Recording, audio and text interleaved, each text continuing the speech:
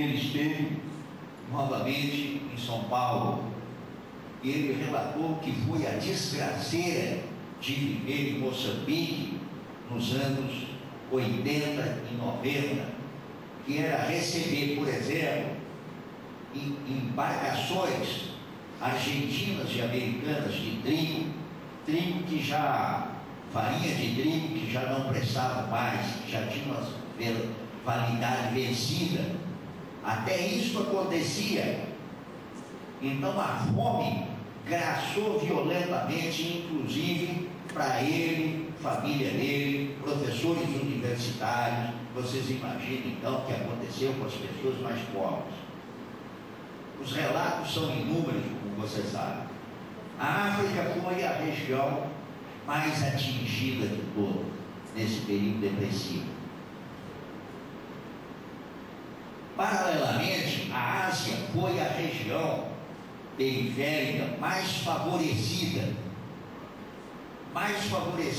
porque lá se desenvolveram os chamados tigres asiáticos. Posteriormente à crise, né, do petróleo, surgiu esse dragão gigantesco que é a China. A Índia igualmente, não é, cresceu sem se transformar num verdadeiro dragão, um tigre, mas enfim, né, passou por um crescimento considerável. E uma série de países foram sendo incorporados à economia mundial pela exportação de manufaturados feitos com trabalhadores asiáticos ou da Indonésia, enfim, daquela região. Essa região passou por um grande crescimento, região certamente mais beneficiada. A América Latina ficou mais ou menos no meio do caminho. Foi destruída, mas não tão destruída quanto a África. Vamos falar disso mais vagar, né? Vamos falar disso mais vagar daqui a pouco. Olha, por que isso aconteceu? Em 1973, 74, na crise do petróleo, né, chamada crise do petróleo, ainda se falava em países capitalistas, países socialistas, se falava em países subdesenvolvidos, em terceiro mundo, em centro, periferia e assim por diante, como vocês sabem. A partir dos anos 80, com o governo Reagan nos Estados Unidos, passou a acontecer uma radical mudança do clima intelectual e do clima geopolítico, do clima geoeconômico do mundo. No lugar, portanto, dessas expressões, surgiram expressões novas, do tipo pós-moderno, do tipo globalização, do tipo mercados emergentes. Então, centro-periferia foi sendo descartado, né? Países subdesenvolvidos descartado, imperialismo, então, nem falar. E vieram, ao longo dos anos 80, depois 90, intelectuais americanos, intelectuais europeus, para ensinar aqui na América Latina que não se deveria falar de imperialismo, nós deveríamos assumir os nossos próprios erros. Quer dizer, vocês latino-americanos, tratem de ver os defeitos que vocês têm. Não fiquem aí acusando os Estados Unidos, não fiquem aí achando que vocês não têm culpa nenhuma. Tratem de assumir a culpa de vocês. Esses homens financiados, tá, bem nutridos,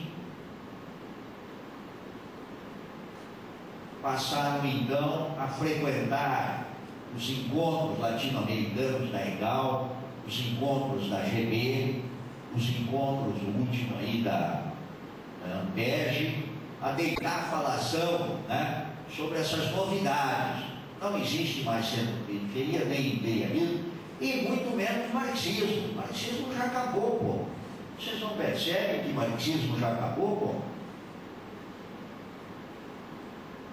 Esses bem nutridos, o último aí da Ampeg parece que é meio reforçadinho, né? come um churrasco mais ou menos, não parece?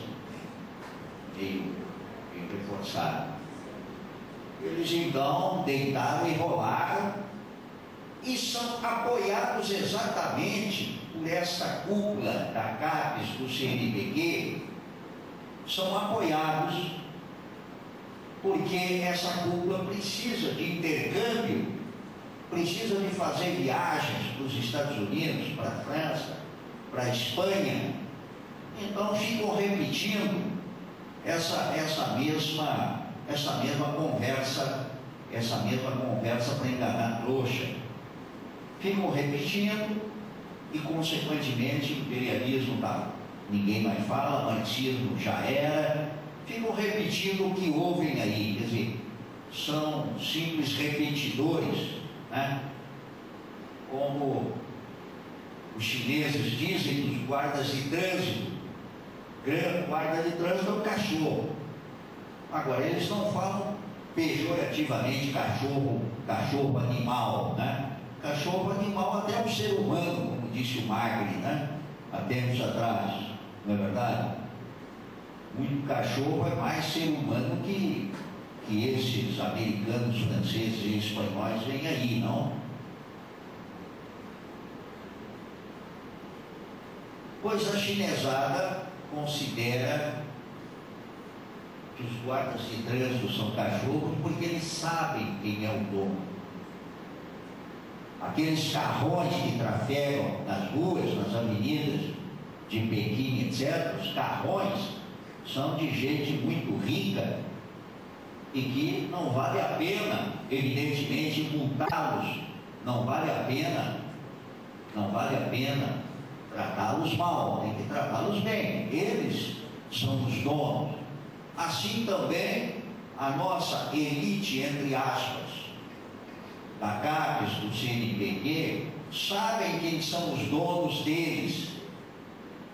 Intelectualmente são esses espanhóis que vêm ao mesmo tempo ganhar concessão rodoviária aqui e igualmente vêm naturalmente vender o peixe, né? O peixe intelectual, né?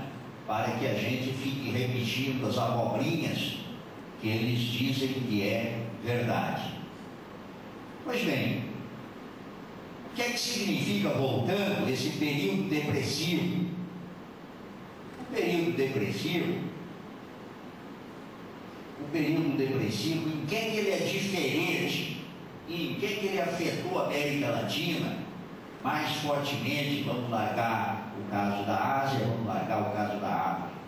Fortemente, vamos largar o caso da Ásia, vamos largar o caso da